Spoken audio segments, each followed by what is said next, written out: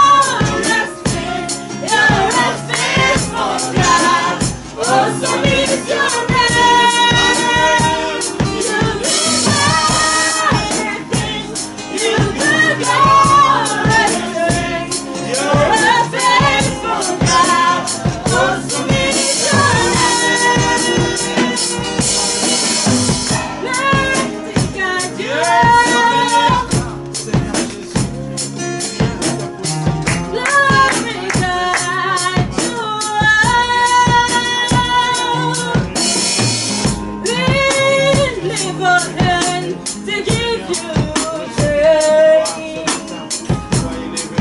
There is no one like you. You do mighty things. You do glorious things. You're a faithful God. Awesome is your name. You do mighty things. You do glorious things. You're a faithful God. Awesome is your name.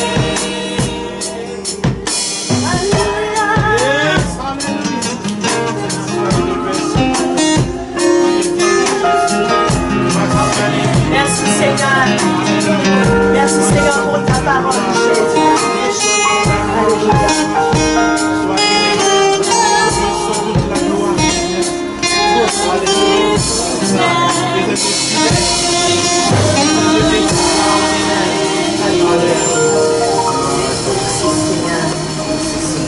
Est-ce que nous pouvons tous nous lever, alléluia, pour chanter ce chant? Great are you, Lord. Alléluia. Amen. Merci Seigneur. Merci Seigneur. Yes.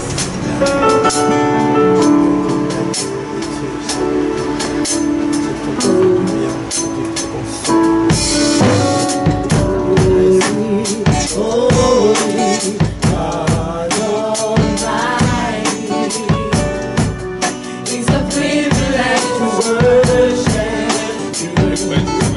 Wait, one.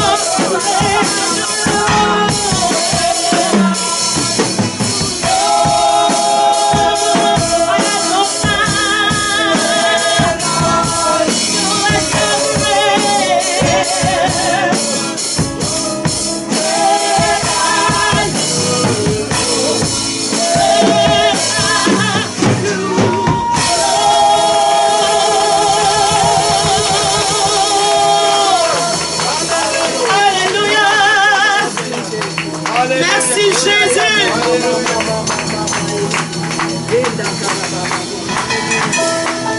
Alléluia. Tu es merveilleux, Seigneur. Tu es un Dieu extraordinaire. Tu nous fais du bien.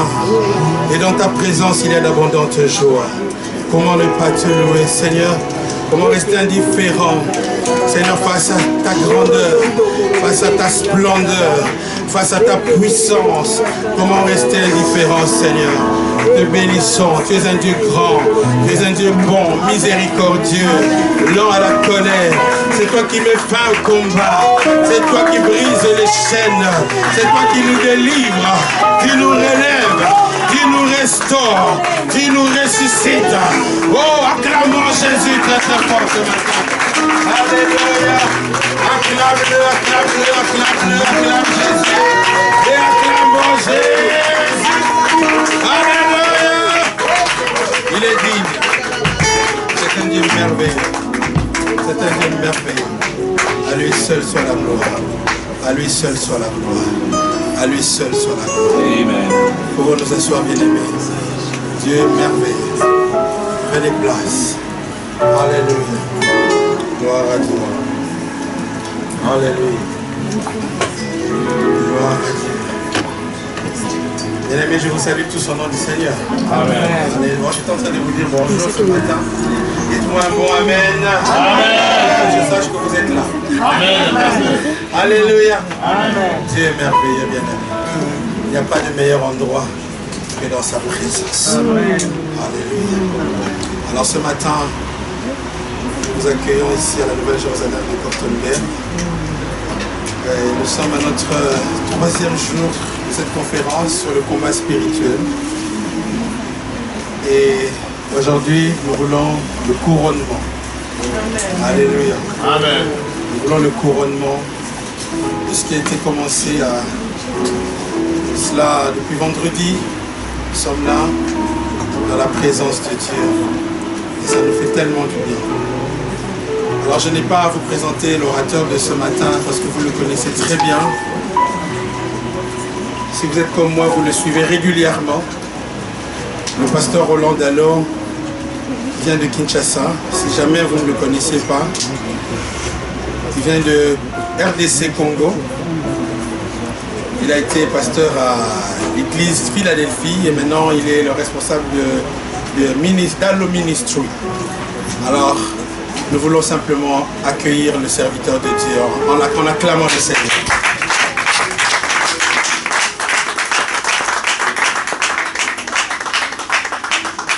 Bonjour à tout le monde.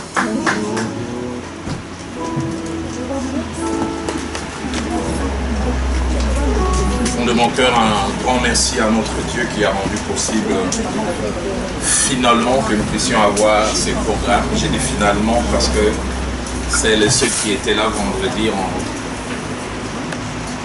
été témoins des excuses que j'ai eu à présenter pour 2 rendez-vous manqués la fin de l'année passée et puis il y a quelques semaines en arrière. En même temps que je dis un grand merci à ces grands dieux, je voudrais aussi dire un grand merci au couple pastoral, pasteur Didier ainsi que son épouse. Merci pour l'accueil, merci pour le merveilleux séjour. Merci aussi à vous d'être là depuis vendredi. Merci pour les encouragements. Avec la permission du pasteur Didier, je voudrais présenter le petit groupe qui m'a rejoint, qui est constitué de 3 personnes. C'est d'abord un ami à moi de très très longue date. On s'est connus au Home 10 à l'université de Kinshasa. Nous préparions le haricot vers 2 h du matin et nous étions les seuls avec le sorcier à être actifs. Il s'appelle Cyril Bokomba. Tous les pour certains. Cyril, lève-toi s'il te plaît. Voilà. Un vieil ami. Et lui et moi, quelquefois, on se rappelle des coups bas, des 400 coups qu'on a eu à faire ensemble. Lui et moi, on se rappelle, je pense, les années 80, dont on était païens. Et on était allé un jour à l'église chez Maman Toumba. Les gens à l'église pensaient que l'église avait gagné des membres en plus. On était venu plutôt déloger une jeune fille. Et Plus tard, je me suis retrouvé dans le même lieu de culte en disant, Seigneur, pardonne-moi parce qu'il y a quelques années, je venais au même endroit, mais pour d'autres motifs. Et Cyril n'est pas venu seul, il est venu avec 2 de ses enfants. David Bokomba, qui est très actif à l'ICC, à Boissy-Saint-Léger, chez le pasteur Yvan Castelnou. David, lève-toi, très actif parmi les jeunes, voilà. Je suis content qu'ils viennent parce que je me suis rendu compte qu'il y a des jeunes filles très bien ici en disant qui sait. Si avant les rentrées, on ne peut pas rentrer avec un projet de mariage. David, tu sais, tout peut arriver. En plus, il est bel homme, rempli de Saint-Esprit. Il est sérieux. Je ne fais pas chance matrimoniale, mais je parle quand même. Je garde ça. Il est en train de finir ses études et il travaille déjà. Et David n'est pas venu seul, il y a aussi Emmanuel Bokomba. Emmanuel, lui, il est en train de faire son bac cette année. Et puis dans quelques années, c'est pas impossible qu'il joue à l'équipe nationale. Il est parmi les U19 de Paris Saint-Germain. Brillant petit garçon, j'ai eu le grand privilège de le baptiser il y a quelques mois en arrière. Un jour de très très grand froid. C'est l'un des baptêmes les plus expéditifs que j'ai eu à faire. Parce que l'eau était, je pense, à 0 degré. Et je ne pouvais pas traîner sous l'eau. Allez, Emmanuel, merci. Je pourrais lire avec vous quelques portions des Écritures. Elles sont au nombre des 4. 3 sont assez courtes. Et puis il y a une qui est assez longue, mais j'ai trouvé bon qu'on puisse lire toutes ces portions. Alors nous commençons par Marc au chapitre 1er, Évangile de Marc. Notre lecture va du verset 21 au verset 27 d'abord. Et puis nous lirons 32 à 34. Donc Marc 1, 21 à 27 et puis 32 à 34. La Bible dit, se rendirent à Capernaum, c'est de Jésus ainsi que ses disciples. Et les jours du sabbat, Jésus entra d'abord dans la synagogue et il enseigna. Ils étaient frappés de sa doctrine car il enseignait comme ayant autorité et non pas comme les scribes. Il se trouva dans leur synagogue un homme qui avait un esprit impur et qui s'écria, qu'y a-t-il entre nous et toi, Jésus de Nazareth? Tu es venu pour nous perdre. Je sais qui tu es, le Saint de Dieu. Jésus le menaça, disant, tais-toi et sors de cet homme. Et l'esprit impur sortit de cet homme en l'agitant avec violence et en poussant un grand cri. Tous furent saisis de stupéfaction, de sorte qu'ils se demandaient les uns aux autres, qu'est-ce que c'est ci? Une nouvelle doctrine? Il commande avec autorité même aux esprits impurs et ils lui obéissent. Versets 32 à 34. Les soirs après les couchers du soleil, on lui amena tous les malades et les démoniaques. Soulignez bien cela, et les démoniaques.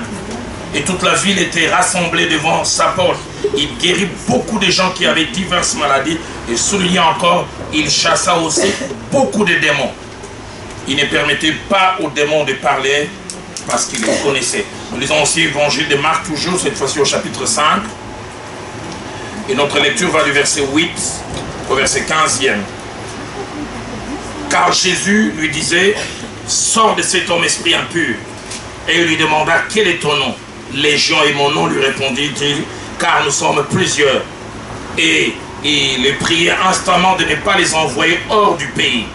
Il y avait là vers la montagne un grand troupeau de pourceaux qui paissaient, et les démons les prièrent, disant, envoie-nous dans ces pourceaux, afin que nous entrions en eux. Il les leur permit, et les esprits impurs sortirent, entrèrent dans les pourceaux, et les troupeaux se précipita des pentes escarpées dans la mer. Il y avait là environ 2000, et ils se noyaient dans la mer. Ceux qui les faisaient paître s'enfuirent et répandirent la nouvelle dans la ville et dans les synagogues. Les gens allèrent voir ce qui était arrivé. Ils vinrent auprès de Jésus. Ils virent les démoniaques, d'autres versions disent l'ex-démoniaque, celui qui avait eu la légion, assis, vêtu et dans son bon sens. Ils furent saisis de frayeur. Encore Marc, l'avant-dernière portion plutôt, Marc au chapitre 9. Et notre lecture va aller du verset 14 au verset 27. Jésus descend de la montagne de la transfiguration. Lorsqu'il fut arrivé près des disciples, ils virent autour d'eux une grande foule et des scribes qui discutaient avec eux. Et dès que la foule vit Jésus, elle fut surprise et accourut pour les saluer. Il leur demanda, sur quoi discutez-vous avec eux? Et un homme de la foule lui répondit, Maître, j'ai amené auprès de toi mon fils qui est possédé d'un esprit muet. En quelques lieux qu'il les saisisse, il les jette par terre. L'enfant écume, grince des dents et devient tout raide. J'ai prié tes disciples de chasser l'esprit et ils n'ont pas pu. Grâce incrédule, leur dit Jésus, jusqu'à quand serai-je avec vous? Jusqu'à quand vous supporterai-je? Amenez-les-moi. Et on les lui amena. Et aussitôt que l'enfant vit Jésus, l'esprit l'agita avec violence. Il tomba par terre et se roulait en écumant. Jésus demanda au Père, combien y a-t-il de temps que cela lui arrive? Depuis son enfance, répondit-il. Et souvent l'esprit l'a jeté dans le feu, dans l'eau, pour les faire périr. Mais si tu peux quelque chose, viens à notre secours et compassion de nous. Jésus lui dit, si tu peux, tout est possible à celui qui croit. Aussitôt, les pères de l'enfant s'écria, je crois, viens au secours de mon incrédulité.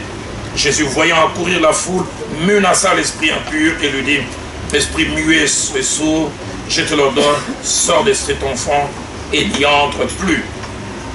Et il sortit en poussant des cris, en l'agitant avec une grande violence. L'enfant devint comme mort, de sorte que plusieurs disaient qu'il était mort. Mais Jésus l'ayant pris par la main, les fit lever et il s'éteint des mots. Avant et la dernière portion, le dernier passage, Actes des Apôtres, chapitre 8. Actes des Apôtres, chapitre 8. Nous lisons du verset 5 au verset 8e. Le diacre Philippe, qui fuit la persécution, il arrive en Samarie et se transforme en évangéliste. Philippe étant descendu dans la ville de Samarie, il prêcha le Christ. Les foules tout entières étaient attentives à ce que disait Philippe lorsqu'elles apprirent et virent les miracles qu'il faisait. Car des esprits impurs sortirent de plusieurs démoniaques en poussant des grands cris et beaucoup de paralytiques et de boiteux furent guéris. Et j'aime bien le verset 8. Et il y eut une grande joie dans cette ville. Amen. Amen. Depuis vendredi, nous parlons sur les thèmes des combats spirituels, une réalité à ne pas négliger. Après avoir vendredi introduit en parlant de 5 buts ou de 5 raisons d'être de cet enseignement, nous avons hier abordé notre second point qui était intitulé une réalité négligée, ignorée et méconnue, mais très dévastatrice, la malédiction. Nous en avons parlé en long et en large, et c'est début d'après-midi, nous allons aborder notre troisième et dernier point. Nous allons parler de Jésus, les apôtres et les combats spirituels. Jésus, les apôtres et les combats spirituels. En lisant, en étudiant la vie de Jésus-Christ, mais aussi la vie ainsi que le ministère de l'Église primitive, on se rend compte d'un certain nombre de choses. La première, on se rend compte de l'existence des êtres spirituels appelés démons. Ils sont régulièrement mentionnés. Le démon, on les voit régulièrement mentionnés. Mais on voit aussi leur capacité à influencer les vies, à faire mal. Mais troisième chose que l'on voit régulièrement en lisant, en étudiant la vie ainsi que les ministères de Jésus, mais aussi la vie ainsi que les ministères des apôtres de l'Église primitive, on voit presque une constante traque des démons. C'est comme si Jésus-Christ les pourchassait. On voit un combat constant contre les démons. Et je comprends pourquoi dans 1 Jean, chapitre 3, au verset 8, la Bible un peu résumant les ministères de Jésus-Christ dit ceci: les fils de l'homme apparus afin de détruire les œuvres du diable. C'est l'une des raisons pour laquelle il est venu. Il est venu pour détruire les œuvres du diable. La version parole de vie dit: il est venu pour détruire les actions de l'esprit du mal. Marc chapitre 1er que nous avons lu, verset 23 ainsi que verset 27, nous parle de l'une des premières actions qu'il a pu poser. Il a commencé son ministère et les commentateurs disent que c'était sûrement après les grands miracles aux noces de Cana. Il se retrouve dans une synagogue Et puis voilà, sans qu'il ait posé un acte, mais simplement par sa présence, un homme qui était possédé par des esprits impurs est devenu mal à l'aise. L'esprit a non seulement commencé à déranger cet homme, mais l'esprit a commencé à parler. Jésus-Christ, qu'y a-t-il entre toi et nous? Notre temps n'est pas encore arrivé. Et la Bible dit, nous reviendrons sur cela tout à l'heure. Jésus s'est mis à menacer l'esprit. Sors de cet homme. Et puis les gens assistent à la délivrance. Les passages nous montrent clairement les gens étaient stupéfaits. Pourquoi? Parce que c'est la première fois qu'ils assistaient à une délivrance, à un exorcisme, à la réalité du combat spirituel, où ils voient que dans un homme physique pouvait être logé un esprit qui conditionnait cet homme. Marc chapitre 1er, verset 32, ainsi que 34 que nous avons mentionné. Jésus-Christ exerce son ministère, la veille les soirs, après les couchers du soleil, on lui amena les malades et les démoniaques. C'est-à-dire les gens dont on était conscient qu'ils étaient sous une activité démoniaque. Et le verset 34 dit, il guérit beaucoup de gens qui avaient diverses maladies. Mais le verset se termine aussi en disant, il chassa beaucoup de démons. Beaucoup. Marc chapitre 1er, verset 39, parlant un peu quasiment de ce qui était une activité journalière de Jésus-Christ, la Bible dit, il alla prêcher dans les synagogues par toute la Galilée, et le verset se termine en disant, et il chassa les démons. C'était une activité associée à son ministère. Dans Marc chapitre 3, au verset 15, lorsque les 70 qui constituaient la présélection de ses apôtres, il en a retiré 12, auxquels il a donné les titres d'apôtres. La Bible dit, il les envoya, un pour prêcher, mais la Bible ajoute avec les pouvoirs de chasser les démons. Il leur confie la prédication, mais parce qu'il connaît la nécessité du combat spirituel, il dit, ne vous limitez pas à prêcher. Ne vous limitez pas à faire remplir les gens des calepins de connaissances. Combattez aussi spirituellement. Dérangez, mettez mal à l'aise l'esprit ou les esprits qui leur font mal. Matthieu chapitre 10, au verset 38, nous parle aussi de l'ordre qu'il a donné à ses disciples lorsqu'il les a envoyés. Il dit, allez, guérissez les malades, ressuscitez les morts, purifiez les lépreux, mais il ajoute encore, chassez les démons. Et il classe ça. Occupez-vous du corps, ressuscitez les morts, purifiez les lépreux, mais chassez aussi les démons. Luc au chapitre 10, au verset 17, nous parle de la joie des disciples quand la première fois ils ont découvert l'autorité spirituelle. Jésus-Christ les a envoyés 2 à 2 et la Bible dit, ils sont allés, ils ont accompli des exploits. J'imagine, ils étaient tellement contents à cause des choses qu'ils ont vues sur le terrain. Ils avaient hâte de voir les maîtres, leur expliquer que le même résultat que lui obtenait, et le obtenait aussi. Quand ils arrivent, ils voient Jésus-Christ dit, Seigneur, même les démons étaient soumis à nous. Matthieu dit, Seigneur, tu ne peux pas croire. J'ai dit, sors et je vis sortir. Ça me rappelle un des jeunes, parmi les jeunes gens que je commençais à encadrer, je l'ai gagné au Seigneur par la grâce de Dieu. 6 mois après, je l'ai affermi. Et plus tard, je suis allé à une grande réunion de jeunes chez nous à Limité. Il y avait plus de 800 jeunes. Et puis, après l'enseignement, je commençais à faire les services. Il y avait tellement de délivrances, il y avait tellement de jeunes gens se sont avancés. Et un moment, j'étais tellement fatigué après plus de 30 ou 45 minutes de prière pour les cas. Je l'ai appelé, je n'ai jamais oublié, j'ai dit, Guy, viens. Je suis tellement fatigué, je vais prier pour toi afin que tu continues. Il dit, j'ai jamais fait ça, je dis tout le temps un début. Je dis, viens, je prie pour lui. Et je le voyais comment il allait en tremblant. Et puis il arrive devant le premier lui-même et disait, il avait vu plusieurs, il avait vu quelqu'un qui était un gros, un petit, dit non, les gros doivent avoir des gros démons. S'il faut aller là-bas, ça sera un peu plus compliqué. Je vais aller vers les minces. Et je dis, jamais. Il allait vers les minces. Il a dit, au nom de Jésus. Et quand la personne a commencé à bouger, je l'ai vu se retourner la fille. Donc il s'est dit, moi aussi je peux commander. Actes des Apôtres chapitre 5, au verset 16, l'église primitive a commencé et ils étaient conscients de la chose que ces apôtres avaient en plus. J'aime les verbes qui est utilisé. La Bible dit la multitude accouraient des villes voisines. Ils ne venaient pas, ils couraient, amenant des malades et des gens tourmentés par des esprits impurs. Pourquoi? Parce qu'ils connaissaient ce qu'eux pouvaient faire. À des apôtres 8, verset 7 que nous avons mentionné, un diacre, c'est même pas un apôtre, c'est pas un ministre à temps plein. Philippe arrive en Samarie et se met à prêcher le Christ. Et la Bible dit des esprits impurs sortirent de plusieurs démoniaques en poussant des cris. J'aimerais en ce début d'après-midi aborder cet enseignement qui est presque comme un précis, un condensé, attaché à ce que je peux appeler la démonologie. Je l'aborderai en 3 points. Premièrement, je définirai qui sont les démons.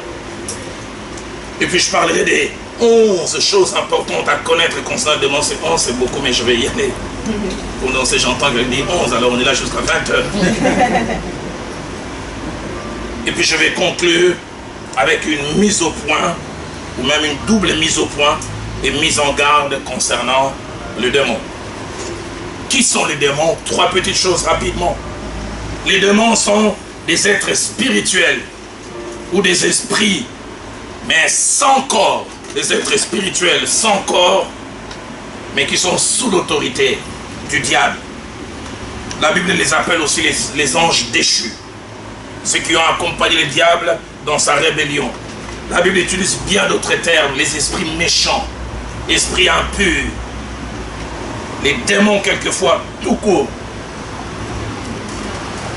Dans Matthieu 12 au verset 24, la Bible appelle les diables les princes des démons. Primus inter pares, c'est lui qui est le premier parmi. C'est-à-dire c'est lui qui les contrôle, c'est lui qui a l'impérium sur eux. Deuxième chose que j'aimerais dire alors que je définis, c'est de nous faire comprendre qui sont les démons. La Bible nous montre que les démons qui sont des êtres sans corps, ils sont souvent errants. Ils n'ont pas un lieu d'habitation sûr, mais l'endroit qu'ils aiment le plus, c'est habiter un corps.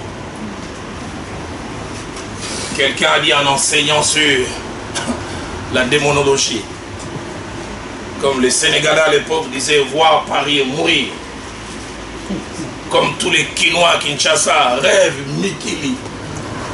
J'ai parlé avec un jeune homme, il dit vieux, il n'a pas 4 saisons. J'arrive au pays des 4 saisons. Les démons rêvent les corps. De la même manière, les Sénégalais rêvent Paris. Ou les Quinois rêvent Mikili. Les démons rêvent corps. Leur rêve, c'est d'occuper un corps. Leur rêve, c'est d'habiter un corps. Parce que la Bible nous montre, et nous allons les voir tout à l'heure, chaque fois qu'ils sont dans un corps, entre guillemets, ils sont épanouis. Et chaque fois qu'ils n'ont plus un corps à leur disposition, ils sont très mal à l'aise. Matthieu chapitre 12, verset 43 à 44, nous dit quand un démon, quand l'esprit impur est sorti d'un homme, la Bible dit, il va par le lieu aride cherchant du repos et il n'en trouve pas. Écoutez le verset 14. Alors il dit, je retournerai dans ma maison, d'où je suis sorti. On l'a chassé, mais il continue à l'appeler ma maison. Marc chapitre 5, verset 12, nous montre que même quelquefois, quand ils ont quitté un corps humain, ils sont prêts à chercher un autre corps pour y habiter. Jésus, je vais chasser les démons dans cet homme. La Bible dit, il est supplé, fais-nous entrer même dans les pourceaux. Ne nous laisse pas errants. Ils rêvent corps. Ils aiment occuper les corps. Troisième chose que j'ai presque mentionné, la Bible utilise plusieurs mots et plusieurs vocabulaires qui à la fois les définit mais aussi les nomment. À part les démons, il y a esprit mais impur. Pour montrer que ce sont des esprits qui ne sont pas bien. Mais la Bible les appelle aussi esprits mauvais. Ce sont des esprits mais qui font du mal. Troisième terme, esprit méchant. Qui dit méchanceté, c'est quelqu'un qui vient dans le but de détruire. Alors j'aimerais aborder le deuxième point. 11 choses importantes à connaître concernant les démons. La première des choses, c'est que lorsque les démons habitent un corps, ils peuvent être à la base de plusieurs choses. L'une des choses, ils sont à la base de troubles et des comportements. Marc chapitre 5, versets 2 à 5 nous parle du fou de Gadara. Cet homme qui avait sa demeure dans les tombeaux. Cet homme qui s'est déchiré les corps. Cet homme qui se faisait mal. Il avait dit on ne pouvait pas les dompter. Lorsqu'ils habitent encore, ils troublent les comportements. Ils peuvent rendre quelqu'un violent. Ils peuvent enlever la pudeur dans quelqu'un. Ils peuvent amener un comportement inadéquat et inadapté. En Samuel chapitre 16, verset 14, nous montre que quand l'esprit mauvais habitait les rois Saül, il agitait et il les rendait violents vis-à-vis du jeune David. Mais les démons peuvent aussi être à la base des maladies physiques. J'aimerais, comme j'ai commencé à parler hier, je disais hier, une des notions plus importantes par rapport à la parole de Dieu, c'est la notion d'équilibre. Quand je dis ils peuvent être à la base des maladies, mais j'aimerais aussi équilibrer en disant toute maladie n'a pas comme origine les démons. Mais les démons peuvent et sont même souvent à la base de maladies. Luc au chapitre 13, au verset 11, nous parle d'une femme possédée d'un esprit qui la rendait infirme depuis 18 ans. Elle était courbée et ne pouvait pas du tout se redresser. Problèmes physiques touchant les corps, les somas, mais origine démoniaque. Et j'en ai parlé le premier jour en disant ce principe important. À problème spirituel, solution spirituelle. Si un problème ou une maladie est d'origine démoniaque, vous pouvez aller partout, voir les plus grands spécialistes et vous ne trouverez pas de solution. Parce que l'origine du problème est ailleurs. Marc chapitre 9, verset 18 à 19, nous rapporte les paroles du père d'un enfant, conscient de l'activité démoniaque dans son fils. Il avait dit un homme de la foule lui répondit, Maître, j'ai amené auprès de toi mon fils qui est possédé d'un esprit muet. En quelques lieux qu'il les saisisse, il les jette par terre. L'enfant écume, grâce des dents et devient tout raide. Allez, les commentateurs disent que ça devait être une crise proche de l'épilepsie. Et là encore, je reviens pour dire ce pas que parce que quelqu'un fait de l'épilepsie, c'est forcément démoniaque. Ça peut être un trouble du cerveau. Mais il y a des maladies qui ont à la base un démon. À la base aussi de quelques handicaps. Matthieu chapitre 9, verset 32 à 33, parle d'un démoniaque muet. Il avait dit, les démons ayant été chassés, les muets par là. Problème d'élocution. Mais à la base, c'est une force, c'est une puissance. Une puissance qui agit, une puissance qui détruit. Tout ça faisait partie du deuxième, plutôt de la deuxième chose. Non, de la première chose. La deuxième chose, c'est que quelqu'un peut être possédé par un ou plusieurs démons. Un ou plusieurs. Plusieurs passages de la Bible nous montrent que les démons peuvent être comptés. Luc chapitre 8 au verset 2, parlons de Marie de Magdala, la ville de laquelle on avait chassé 7 démons. Donc si quelqu'un s'occupait de la délivrance de Marie de Magdala, elle chasse 3 démons, il pense avoir résolu les problèmes. Il y en avait 4 autres. Et j'ai souvent vu dans les cas de délivrance, parce qu'on manque de discernement, on pense avoir fait le travail, mais le travail est fait à moitié. 7 démons. Mais lui au moins il était bien. Celui de Marc chapitre 5 au verset 9. Légion. Et légion en grec ça veut dire 6000. Quelqu'un a dit qu'il y avait un embouteillage de démons dans son corps. 6000. Quand Jésus a posé la question, combien? Quel est ton nom? Il a dit légion, 6000. 6000.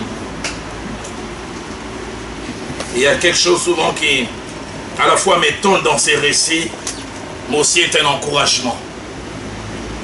Un seul homme, une seule personne ayant 6000 démons. Et quand Jésus a chassé les 6000, il avait dit qu'ils sont entrés dans les 2000 pourceaux qu'il y avait. Je ne sais pas si en sortant si la répartition était équitable. Si la répartition était équitable, chaque pourceau a eu 3 démons. Mais ce qui m'étonne, c'est que 6000 dans une personne l'ont amené à faire de mauvaises choses, mais ne l'ont pas détruit. Mais 3 démons dans un seul pourceau, aucun des pourceaux n'a tenu 5 minutes. Parce que la Bible dit à peine ils sont allés se jeter pour dire que si Dieu a un plan avec toi, quel que soit ce que le diable peut faire, si Dieu n'a pas dit non, c'est jamais fini. Troisième chose à connaître, c'est qu'il y a des esprits mauvais ayant un territoire d'action ou d'activité. La Bible appelle ces principes, cette réalité, les principautés. C'est-à-dire des démons auxquels est assigné un terrain. Ils ne vont pas au-delà. Remarquez, dans Marc chapitre 5, au verset 10, quand Jésus chasse les démons qu'il y a dans les fous de Gadara, la Bible dit, ils étaient prêts à sortir, mais écoutez ce que la Bible dit. Ils prient instamment Jésus de ne pas les éloigner du pays. Ils sont prêts à sortir du corps, mais pas prêts à sortir du territoire. C'est pour cela que quelquefois on est étonné.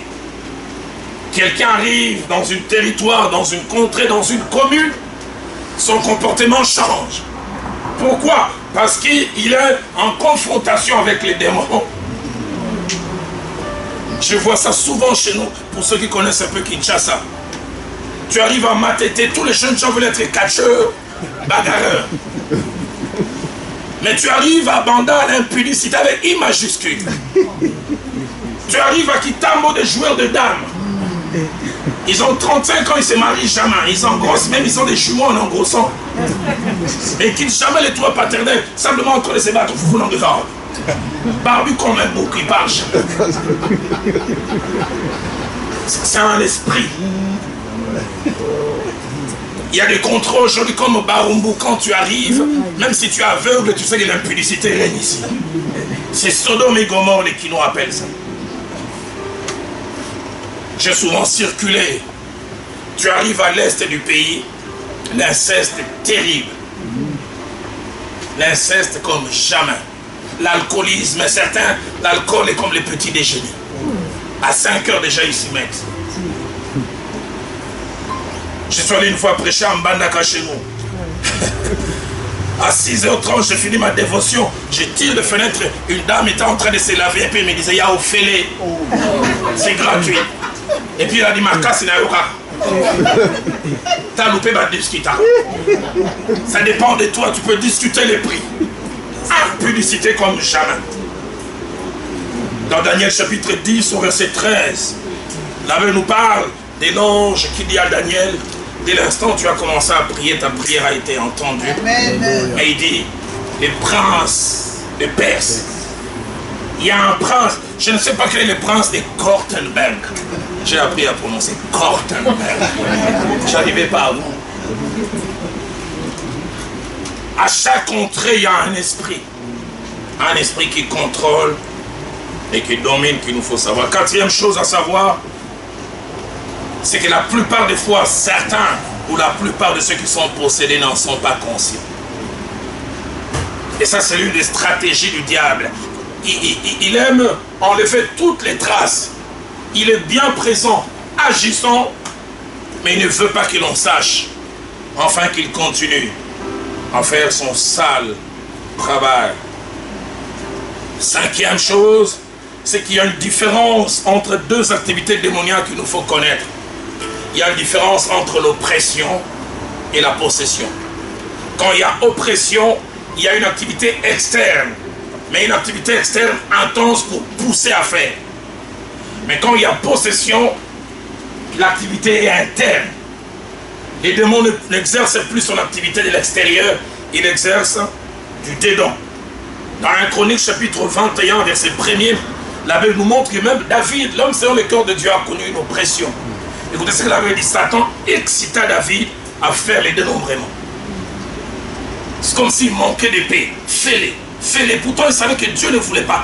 Combien de fois nous n'avons aucune idée, j'en ai parlé le premier jour, où des fois nos leaders, les gens qui sont devant, les diables veulent les pousser à faire certaines choses. Oppression. Par contre, la possession, l'activité se passe de l'intérieur. Sixième chose, plusieurs choses sont à la base de la possession démoniaque. Plusieurs choses. Mais avant de parler de ces choses, je voudrais ouvrir une parenthèse que je fermerai rapidement.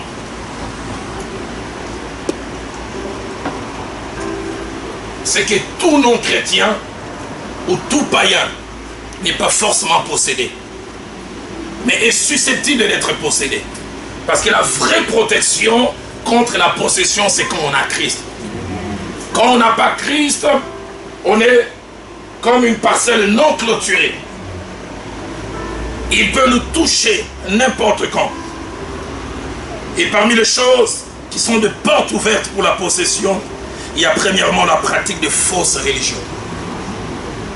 La pratique de fausses religions.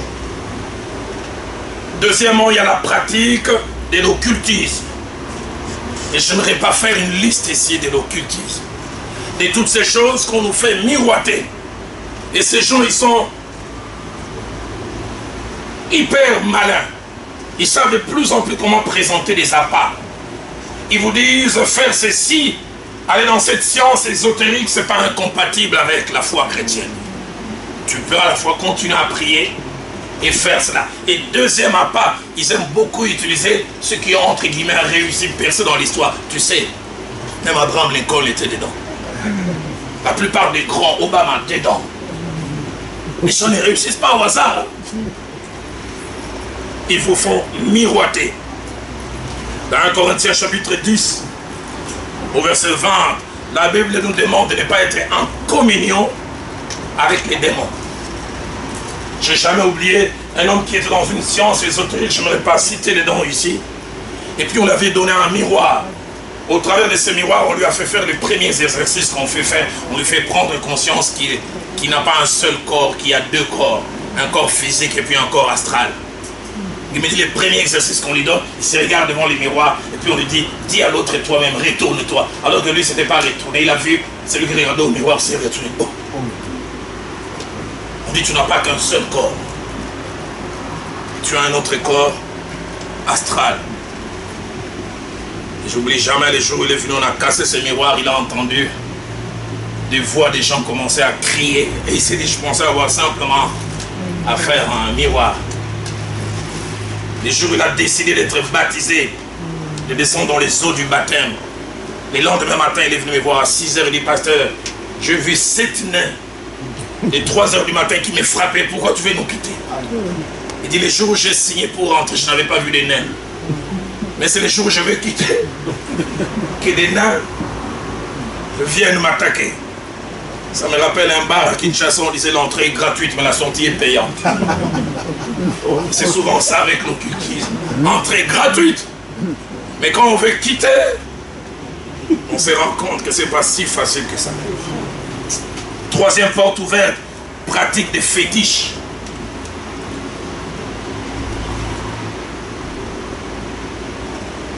Magie. Les gens qui vont consulter les 10 heures de bonne aventure. Non, les gens qui consultent les morts. Quatrième voie, c'est la voie sexuelle. En étudiant la parole de Dieu, mais quand je vois aussi ces ministères, dans la pratique, dans la délivrance, la voie sexuelle est l'une des voies les plus utilisées pour ces choses. Mon pasteur appelait ça le principe des vases communicants. Quand il y a deux vases, un vase plein, qui se connecte avec un vase vide, une partie de ce qui était ici se déverse. Tu es bien, tu trouves du bon temps avec cet homme, avec cette femme, avec ce jeune homme, avec cette jeune fille. Plaisir sexuel, mais échange aussi. Que tu ne sens pas, parce que la Bible dit, quand il y a un rapport physique, la Bible dit, vous n'êtes plus deux, vous êtes un. 1 Corinthiens chapitre 6 au verset 16 dit celui qui s'attache à la prostituée devient une seule chair avec. Cinquième voie par laquelle les esprits mauvais rentrent, c'est aller accompagner quelqu'un dans un endroit où les fétiches sont pratiqués, ou la magie ou la voyance. Pasteur, moi je n'étais pas allé, je l'avais simplement accompagné. Et je suis resté dans la salle d'attente. On ne peut pas rentrer dans les territoires du diable et en ressortir intact. Non, j'ai accompagné mon ami chez cette personne qui lit à la main. Je l'ai accompagné simplement. Tu auras aussi des petits démons accompagnateurs. 6e et avant-dernière, ce sont les liens transgénérationnels. Des choses qu'on hérite. Vous savez, nos parents ne nous donnent pas seulement leur forme de nez, ne nous donnent pas simplement le teint, ne nous donnent pas simplement l'éthique. J'ai été étonné. Un homme, il a laissé sa femme enceinte de 7 mois et son garçon est né. J'avais connu son père. J'avais trouvé cet enfant 3 ans après. La manière dont il s'est tenu pour croiser les jambes, c'est exactement comme son père qui n'a jamais vu. L'éthique, mais transmis dans les gènes. Et il y a des choses attachées au poids spirituel qu'on transmet aux enfants. Dans 1 Pierre chapitre 1er verset 18, la Bible parle de la vaine manière de vivre que nous avons hérité de nos pères. La vaine manière de vivre. J'en parlerai tout à l'heure, je reviendrai sur ce point très important. Mon père, il est d'une famille, ils sont nés à 10 et d'une même mère. Je ne sais pas comment il a fait. Lui, les cadets, il est né en 38, donc les autres. Ils sont nés 7 garçons et 3 filles. Jusqu'à il y a 10 ans, j'avais détecté des tares dans mes oncles. Tous, ils ont eu des enfants extra-conjugaux. Je pensais que mon père avait vaincu cette loi. Jusqu'à il y a 2 ans qu'on découvre que mon père avait un enfant qui a le même âge que moi. Ma mère lui a même demandé quand est-ce que tu l'as eu. Mais c'est le directeur, toi qui quittais à 7 h et qui rentrait à 16 h, qui n'allait jamais. Tous. Deuxième chose que j'ai remarqué chez tous mes oncles, ils ne prenaient pas un peu de l'alcool, ils étaient ivrognes avec I majuscule. Tous. J'ai souvenir, j'avais entre 7 ou 8 ans, permettez que j'en parle. J'ai un de mes oncles, le deuxième de la famille. Des fois, il était tellement ivre qu'il nous arrosait avec le pipi en riant. Un homme brillant intellectuellement jusqu'à ce qu'il prenne ce que les Katanga appellent chupa, la bouteille. Et il perdait tous les contrôles. Et je vis, quand j'ai eu 15-16 ans, la première inclinaison a commencé à être celle-là. Heureusement, Dieu m'a sauvé à mon écart. Et j'en parlerai tout à l'heure. Dès l'instant où je me suis converti, il y a des choses pour lesquelles je n'ai pas eu besoin de révélations. J'ai dit, il y a ce lien qui vient dans ma famille. J'ai commencé à prier que ça s'arrête d'abord en moi et que ça ne revienne pas. J'en parlerai tout à l'heure. Il y a des choses pour lesquelles on n'a pas besoin de révélations. On a simplement besoin d'observation. Vous regardez, toutes les filles dans notre famille ne se marient pas. Mes cousines partent et elles reviennent. Vous n'avez pas besoin qu'il y ait une révélation. Vous observez, vous dites... Tous mes aînés finissent par divorcer. Vous commencez à combattre ces choses. J'en ai parlé vendredi. Mon pasteur a dit cette vérité. Il dit pour certaines choses, mieux vaut faire des prières préventives que de faire des prières curatives. Combattre et détruire certaines choses avant que ces choses ne se manifestent. Papa a divorcé, levez-vous. Dites-moi, je ne divorcerai pas. Maman a connu telle chose, moi je ne connaîtrai pas cela.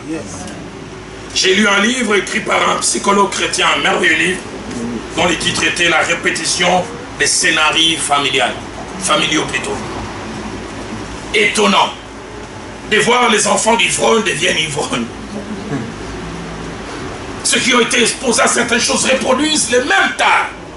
Et des fois, on ne sait pas pourquoi. La plupart des fois, c'est un esprit. Un esprit qui contrôle.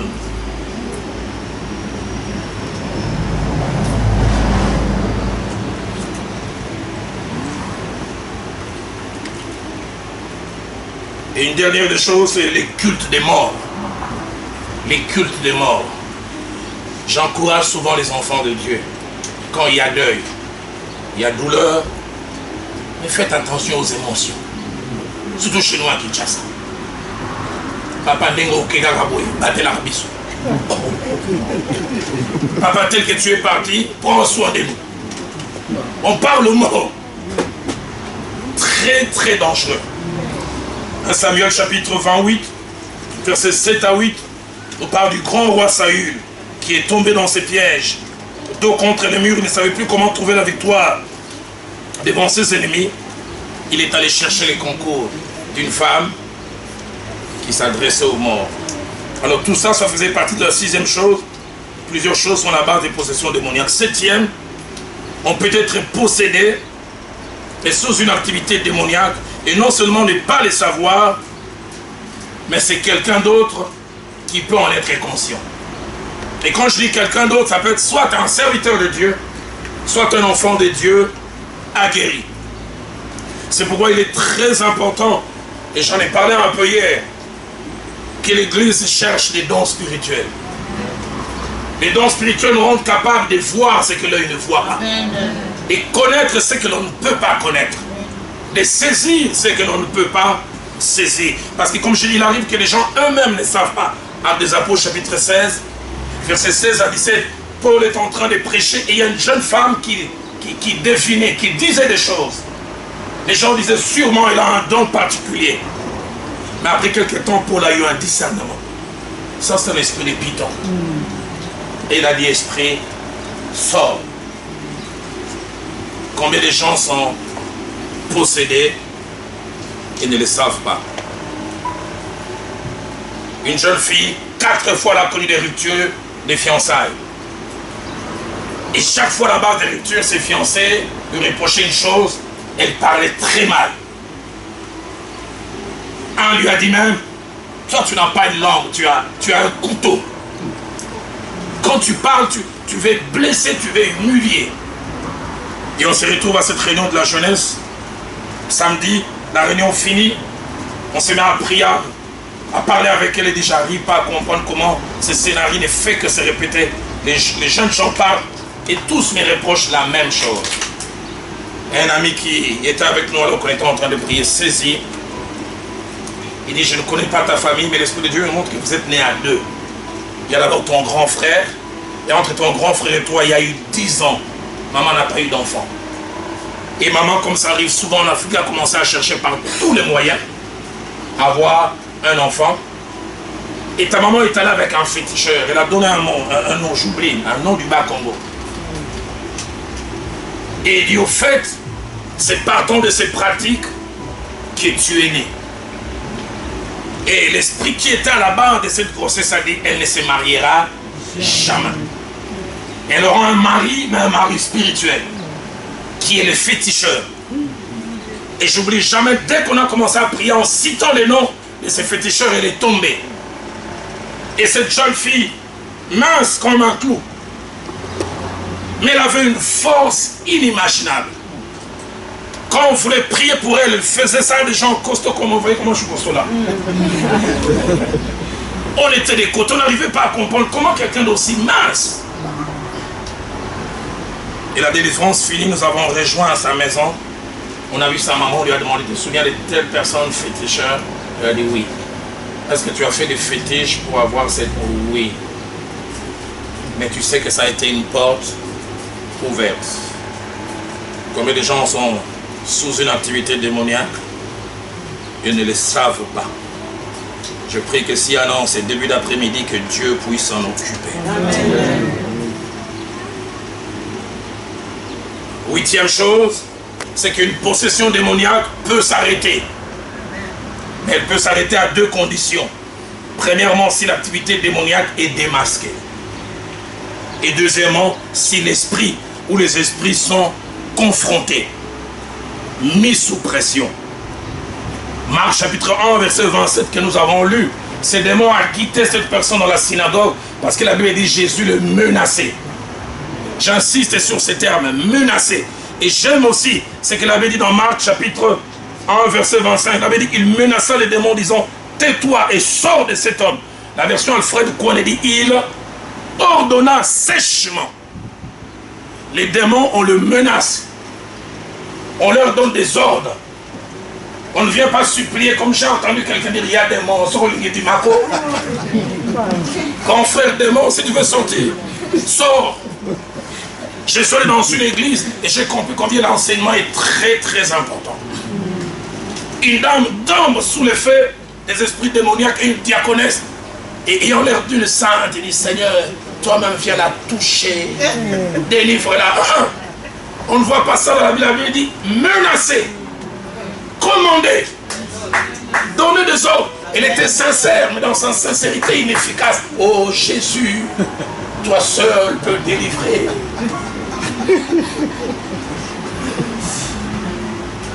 Marc chapitre 9, verset 25. Ses parents qui avaient amené son enfant, pour lesquels les disciples n'ont plus rien fait. Quand Jésus est arrivé, la Bible dit, Jésus, voyant accourir la foule, écoutez encore le terme, menaça l'esprit impur. Et lui dit, esprit muet, sors. Et écoutez ensuite, je te l'ordonne. Ordre. Un ordre, il y a les temps. Ordre, on ne dit pas. Va, si tu veux. Va. Pars. Sors de cet enfant et n'y rentre plus. On lui dit non seulement ce qu'il doit faire, mais aussi ce qu'il ne doit pas faire. Dans Marc 1, verset 34, verset 39, là, il dit Jésus chassait les démons. Est-ce qu'on chasse doucement? Qui dit chasser, il y a l'agressivité. Il chassa les démons. 9e chose, lorsque la possession s'opère, la seule chose qui peut arrêter la possession, c'est la délivrance. Mais la délivrance peut avoir plusieurs visages. La délivrance peut être silencieuse, tout comme elle peut être spectaculaire. Mais la plupart des fois, lorsqu'il y a délivrance, il y a agitation, il y a secousse, il y a cri. J'ai même vu quelquefois, il y a vomissement. Mais quelquefois dans la pratique, j'ai simplement vu les gens faire comme s'ils font des hockey. Pourquoi? Parce que le mot esprit, en hébreu, c'est roua, souffle. Il arrive des fois, les esprits sortent simplement, sous forme de souffle. Agitation, cri, secousse. J'ai vu même quelquefois la toux. Et des fois des vomissements. Luc 9, verset 42, nous parle d'un démon qui jeta l'enfant par terre et l'agita avec violence. Marc chapitre 1er, verset 26, nous parle de l'esprit impur qui sortit d'un homme en l'agitant avec violence et en poussant des grands cris. 10e et avant-dernière chose, c'est qu'il ne suffit pas de détecter la présence des démons. Faut-il encore non seulement les chasser, mais en avoir la capacité.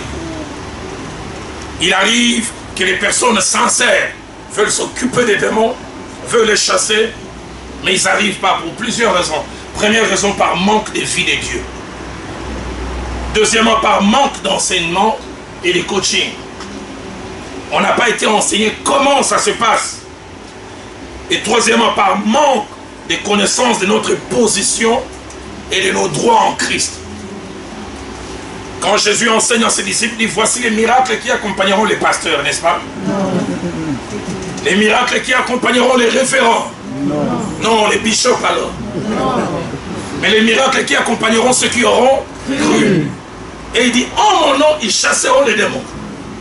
Normalement, ça doit être l'apanage de nous tous, enfants de Dieu. Quelquefois, vous nous rendez spéciaux alors que nous ne le sommes pas. Mais quatrièmement, nous n'arrivons pas par manque de révélation.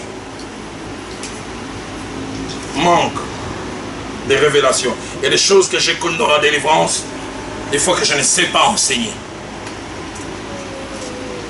J'ai parlé une fois à Goma, alors que le pays était coupé en 3, en 99, je prêchais sur les liens, les possessions démoniaques, et Dieu s'est manifesté merveilleusement durant 6 jours.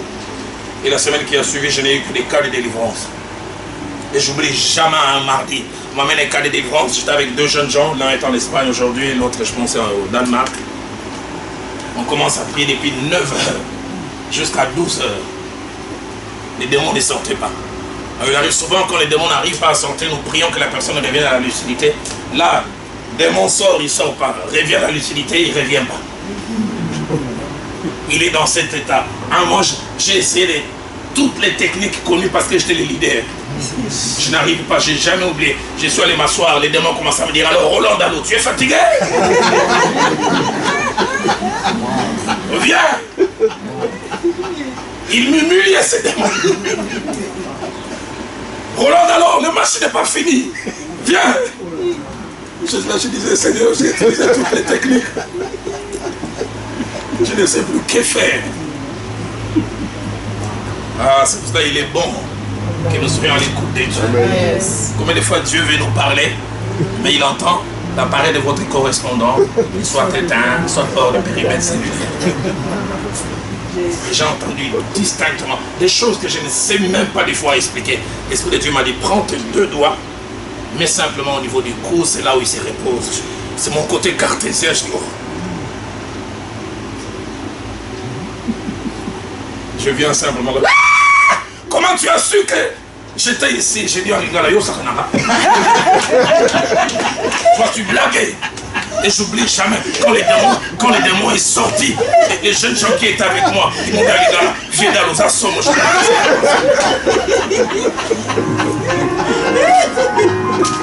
Et durant 3 heures, j'étais sans solution. Je ne savais plus que faire. Pourquoi j'en parle? Pour dire dans la délivrance, la révélation est très importante.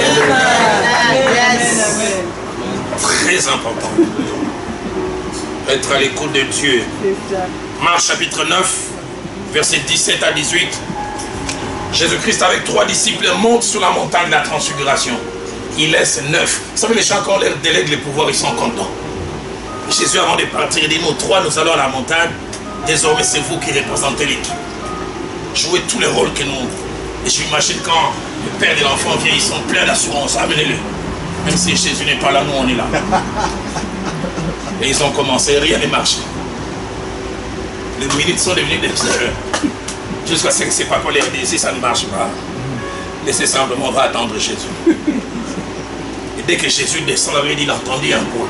Il leur demandait, quoi discutez-vous? Ses papas aussi de garder les secrets. Il dit, j'avais amené mon fils au bout de... Tu vois ces gaillards-là. Ils n'ont pu rien faire. Présence des démons, désir de chasser, mais incapacité. Ils n'ont pas pu. Et plus tard, l'enfant est amené à Jésus. Jésus prie, comme les anglophones disent, piece of cake. En quelques secondes, les démons sortent. Les disciples sont interloqués. À peine ils vont à l'endroit où ils étaient avec Jésus, ils disent, Seigneur, pourquoi on n'a pas pu chasser ces démons? Et Jésus leur dit, cette sorte de démons sort par les jeunes. Toi, Matthieu, quand tu faisais la délivrance, tu faisais des renvois. Du repas de la chikwang que tu viens de manger avec les haricots. Nathanaël, tu bouffes trop. Il dit, cette sorte de démon ne sort que par les jeunes et la prière. Acte 19, verset 13 à 16, nous parle de 7 jeunes gens qu'on appelle les fils d'Eskéva. Ils voient quelqu'un de possédé et ils n'ont aucune relation avec Dieu. Écoutez leur technique. Au nom de Jésus, que Paul prêche, sort. Les démons leur disent, Jésus, je connais. Paul aussi, je connais. Et vous? J'ai jamais oublié. Au début de ma foi, en 89, on a eu un cas de délivrance, on était à 3 à venir prier pour une jeune fille. J'ai commencé à prier, les démons étaient secoués, puis un ami est venu. Et après il a dit, sors. Les démons ont dit, yo, yo, yo, toi si tu peux me chasser. Tu veux que je dise ce que tu as fait? J'ai jamais oublié. Les frères s'est retiré calme. On a continué la délivrance, les frères, on va parler. Hier à 20h.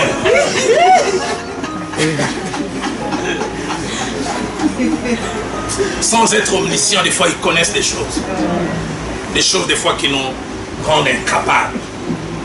La capacité est dans la relation avec Dieu. Dernière des choses, et je vais aller vers ma conclusion, c'est que l'arme efficace pour chasser les démons, c'est les noms de Jésus. Amen. Les noms de Jésus. Église, j'aimerais nous dire, nous sommes en possession d'une arme dont des fois nous-mêmes n'avons pas l'idée sur la valeur et l'efficacité. Les noms de Jésus trouvent sa force à cause du prix que Jésus a payé sur la croix. À la croix, il s'est fait malédiction, afin que nous obtenions la bénédiction. À la croix, comme dit la Bible, il a publiquement livré en spectacle les principautés, les dominations. Et pour que ce nom soit efficace, il ne faut pas simplement les citer, il faut les porter. Il faut l'avoir véritablement. Il faut être en alliance avec le Dieu de ce nom. Et il faut comprendre la valeur de ces noms. Je prie que Dieu te donne la révélation qu'il y a dans les noms de Jésus. Et je termine avec cette double mise au point avant de prier un petit moment avec nous. La première mise au point importante, c'est qu'il est plus facile de chasser un démon ou de débarrasser quelqu'un des démons, mais il est plus difficile de conserver la délivrance. L'une des choses les plus faciles, c'est des fois pour nous, serviteurs de Dieu, de prier. Mais la chose la plus difficile, c'est conserver la délivrance.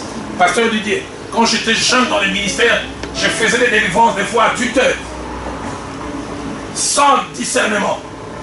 Mais avec les années, je me suis rendu compte que quand je fais une délivrance et que je n'apprends pas à la personne à maintenir la délivrance, je ne fais un, rien, et deux, j'aggrave sa situation. Pourquoi? Parce que la Bible dit clairement, nous avons fait mention de cela. Luc chapitre 14, Luc chapitre 11, verset 24 à 26, dit qu'un seul démon a été chassé. Il était seul et il s'en va. Mais quand il revient, la Bible dit, il trouve sa maison ornée, pas protégée. Remarquez ceci, il ne revient pas seul. La Bible dit, il va chercher cet autre esprit. Donc, c'est celui qui n'aide pas quelqu'un à conserver la délivrance, au lieu d'un démon, il en aura 8. Alors, je me souviens un jour, une jeune fille vient, pasteur, j'ai besoin de la délivrance. Je lui dis, est-ce que tu es prêt à abandonner cette vie, à abandonner? Il dit non. Je préfère que tu restes avec ton seul démon. Au lieu qu'à cause de moi, tu en aies 8. Je dis, tu veux un 8. Il dit 0. Je dis non, tu dois faire le choix. Deuxième et dernière mise au point, une question que les gens se posent souvent. Est-ce qu'un chrétien peut-il être possédé? Est-ce qu'un enfant de Dieu peut-il être possédé? C'est chaque fois difficile à répondre à cette question directement par oui ou par non. Mais je dis simplement, il y a deux courants. Il y a un premier courant qui dit qu'un chrétien ne peut pas être possédé, catégorique. Ils ont sûrement raison, mais pas totalement. Je reviendrai sur cela dans 2 minutes avant de conclure. Mais il y a un deuxième courant qui dit un chrétien peut être possédé. Et ils vont même plus loin. Ils disent soit au moment de la conversion et même après. Ont-ils raison totalement? J'ai dit non. C'est ceux qui prennent la première pensée et qui disent qu'un chrétien ne peut être possédé. Ils basent leur raisonnement sur 2 Corinthiens 5, 17 qui dit si quelqu'un est en Christ, il est une nouvelle créature. Les choses anciennes sont passées et voici toutes choses sont devenues nouvelles. Deuxièmement, ils se disent que la délivrance que certains établissent en doctrine, en disant que tout le monde qui est né de nouveau doit coûte que coûte passer par la délivrance, n'est pas établi comme doctrine. On ne voit pas Christ insister sur ça. On ne voit nulle part où Christ, après avoir gagné Pierre et Jean, les a tous fait passer par la cure d'âme et par la prière. Et il dit, si c'était si important, il allait déjà les utiliser comme échantillon. On ne voit pas ça non plus dans le Nouveau Testament. Mais seuls ceux qui prennent le deuxième courant et qui disent, tout en étant chrétien, on peut être possédé, ont aussi quelques versets d'appui. Il cite Luc chapitre 13, au verset 16. Quand Jésus arrive dans cette contrée, il trouve cette femme qui était courbée à cause d'un esprit. Et Jésus dit, et cette femme qui est une fille d'Abraham, donc fille en alliance, mais que Satan tenait captif. Elle était fille d'Abraham. Mais elle avait un problème et Jésus dit, ne fallait-il pas la délivrer de cette chaîne? D'autres utilisent Jean 11, verset 44, en prenant cela comme une image. Quand Christ a ressuscité Lazare, Lazare est revenu à la vie certes, mais il avait dit le mort sorti les pieds et les mains liés des bandes et les visages enveloppés. Ressuscité, mais ayant des limites. Et Jésus dira, déliez-les et laissez-les aller. Qui a totalement raison, qui a totalement tort, je ne sais répondre. Mais je dirais 3 choses en conclusion. La première, c'est que dire avec force que tout chrétien après la nouvelle naissance n'est pas délivré, ça serait une injure à l'œuvre de la croix. Parce que l'œuvre de la croix, elle est totale. Elle est complète. Mais deuxième chose, un chrétien peut être possédé. Les grands problèmes, c'est définir cette nomenclature. Qu'est-ce donc un chrétien? Si être chrétien, c'est simplement venir à l'église et ne pas craindre Dieu, je dirais il peut être possédé. Si être chrétien, c'est faire des choses à l'église et faire toute autre chose que Dieu ne veut pas, tu peux être possédé. Si être chrétien, c'est craindre Dieu, mais tes images, tes yeux chaque jour sur la pornographie, tu peux être possédé. Être chrétien, ce n'est pas un titre, c'est une vie. Amen. Mais troisième et dernière des choses, si la délivrance n'est pas une doctrine, la délivrance est souvent une nécessité. Il est bon quelquefois quand tu constates qu'il y a des choses qui ne vont pas, que tu t'arrêtes, tu dis il y a quelque chose qui ne va pas. J'ai 2 expériences et je termine par là. Il y a un frère que j'ai connu dans notre église de là-bas, assumant de grandes responsabilités. Je le connaissais, un enfant de Dieu, zélé, priant, parlant en langue. Mais il vivait des choses inimaginables. Et puis on a pris rendez-vous, avoir 3 lundis à la chaîne de prière de là-bas. On a prié le premier lundi, le deuxième. Le troisième, je n'oublierai jamais, nous sommes entrés à la chaîne de prière, Dieu merci ces jours-là. Nous étions les seuls. On a commencé à prier et j'ai entendu distinctement dans mon cœur, chasse les démons du célibat. Je regarde, je dis Seigneur, si je veux les chasser, c'est dans mon cœur. Parce que si je les chasse, lui, il va dire, oh là, moi j'ai des démons. J'oublierai jamais, j'ai fait une prière à voix basse. Seigneur, chasse le. J'avais pas fini, il est tombé, pouf. Et il a commencé à rouler par terre, à miauler, miaou, miaou. J'ai couru rapidement, j'ai fermé la chaîne de prière. Parce que je connaissais les responsabilités qu'il avait à l'église. J'ai dit, si les croyants simples voient ça, il va dire, oh, 1 heure de délivrance. J'oublie jamais quand la délivrance finit, il est resté comme mort. À la fin, il a pleuré. Je le voyais honteux. Je lui dis, n'aie pas honte. Au moins, tu es débarrassé des corps étrangers. Quand sont-ils entrés? Comment? Après avoir eu entretien, on s'est rendu compte qu'il a ouvert les portes.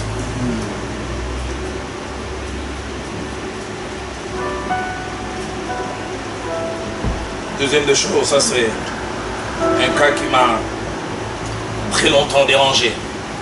Quelqu'un qui avait des liens de famille avec moi et qui, le plus souvent, tombait dans une tare.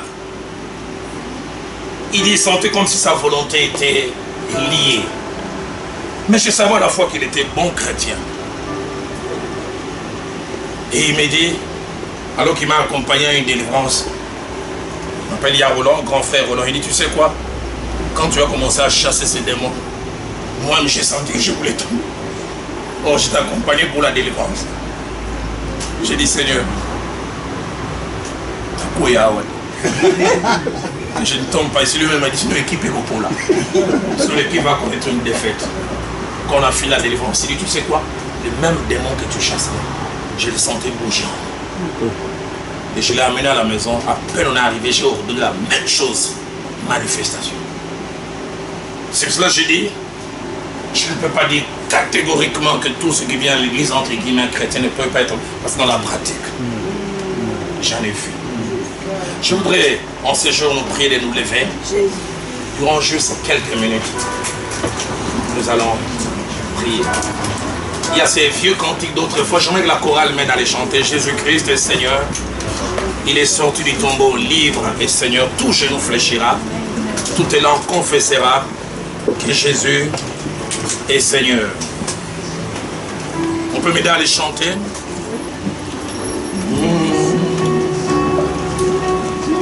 Et si l'église peut m'aider à les chanter, chantez-le comme